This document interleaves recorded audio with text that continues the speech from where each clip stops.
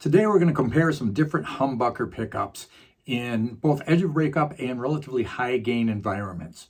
I've got vintage humbuckers, I've got modern humbuckers, and I've got cheap Asian humbuckers. And what we're going to do is we're going to use the exact same settings on the amp for this comparison. Whoa, sudden change in scenery and costume. Yeah, that's because I'm reshooting most of the intro for this video. Why am I doing that? Well, because about 3 weeks ago, I put out a video called Exposing the Truth About Glenn Fricker. Glenn's got a channel called Spectre Studio Sound, and he does lots of tests on humbucker pickups, on tubes, on speakers, and he's always taking crap from people who say, oh, I got all this experience, and somehow their experience negates the tests that Glenn is doing.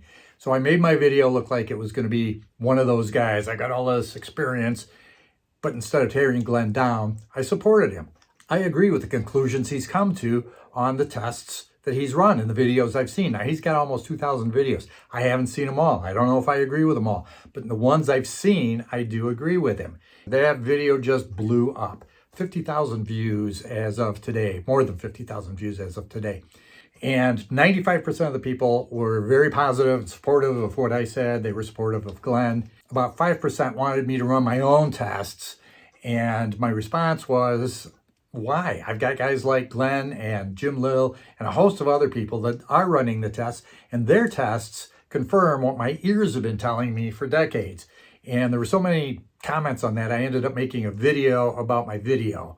And there's links in the description and maybe up above. I don't know. We'll see. Anyway, the point is that that's not what this video is. We're not doing frequency response charts. We're not doing any of that sort of stuff. We're going to use our ears to determine if any of those three pickups are usable in a cover band, regular working cover band, in the normal situations they would find themselves. Playing at a bar, playing at a community center, playing at a party. I'm not talking about guys that are out touring the world and playing to 20,000 seat arenas and sleeping on a tour bus. I'm talking about the regular working musician.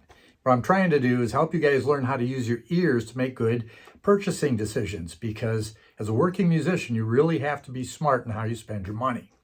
So we're going to listen to these three different pickups. The point is, which, if any of them, would be adequate for playing in front of your average audience that comes to see your average cover band in a bar or community center type environment. So here's what we're going to do. We're going to take this guitar, we're going to plug that into a JHS Whitey Tighty compressor that's going to run on the front end. That's going to go into my Hughes and Kettner.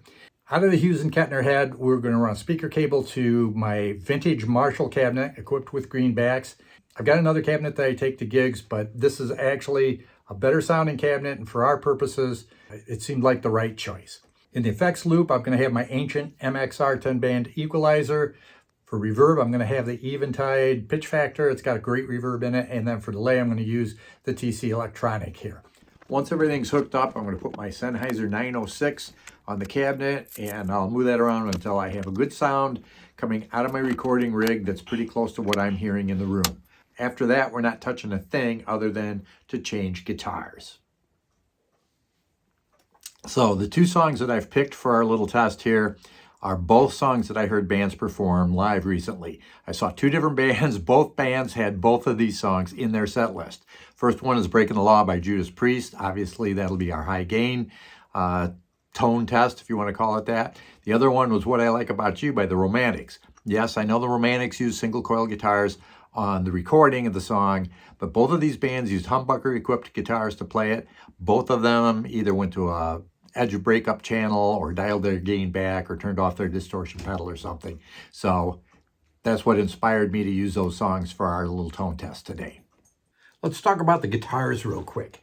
This guitar is a Chinese-made copy of a Strat, and I paid about the same amount of money for this entire guitar as I paid for one of the pickups in this guitar. Of course, part of the expense on these pickups was the custom color, but the point stands that I paid as much for one of these pickups as I paid for that Strat knockoff. Now this guitar, this is an early 70s Gibson SG Deluxe. I've been told by people that claim to know about these things that the pickups alone are worth probably around $1,000. Not a piece, but for the pair, I think. All right, enough yammering. Let's hook up some gear and play some guitars. All right, all the guitars are recorded and we're gonna play them back. I recorded them in a random order, not the order you saw them in. I labeled them guitars A, B, and C, and we're gonna listen back to those now and decide if there's any usable tones there. Here you can see guitar A is selected and guitars B and C are both muted.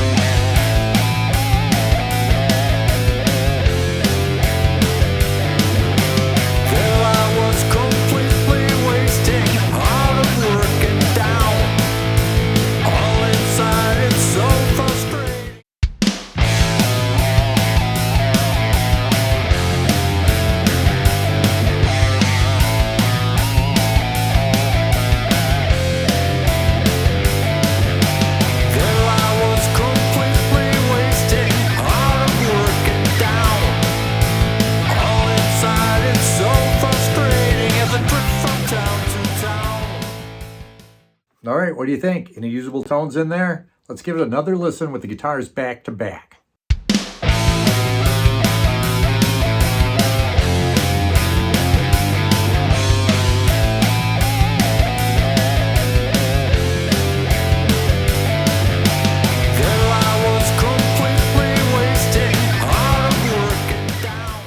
All right, same drill now for Edge of Breakup. Editor Man Clark here. So I recorded all three guitars. I recorded the bass, I recorded the drums, I edited all the footage together, and foolishly at that point I decided to go listen to the original version by the Romantics. Much to my dismay, I discovered I'm playing the guitar part wrong.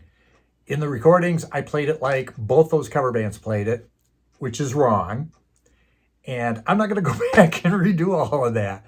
It is what it is. So if you're one of those people that are deeply offended by the fact that I'm not playing What I Like About You exactly like the record, then I offer my most sincere apologies. You're probably so cool you wouldn't stoop so low as to actually pay money to see a cover band that played What I Like About You so far off from the original record. Okay, enough of that. Now back to our scheduled program.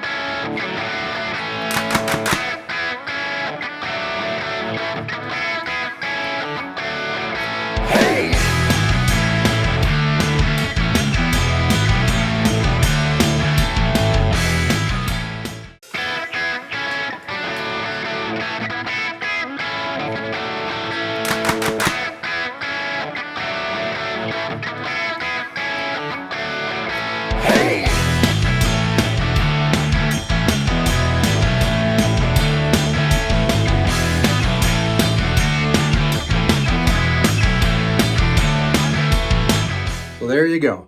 3 different pickups, all at wildly different price points, demonstrated in 2 different gain structure environments. $64 question is this: are any of those guitars, any of those sounds good enough for a talented cover band to use in public, playing in a normal cover band type environment? Spoiler alert, I'm going to tell you, I think they are. I think they're all usable. I'm sure there's going to be guys out there that are like, oh, I'd never perform in public without a top-of-the-line PRS and a Mesa Boogie half stack. Let's get real. Not every working musician can afford that stuff. So the question is, which of those tones, if any, are good enough for the average cover band to use in their average gig? So let's talk about it civilly in the comments. I will see you guys in about 5 to 7 days, and we'll do the big reveal and talk about this stuff a little bit more. Till the next time, live well and rock hard.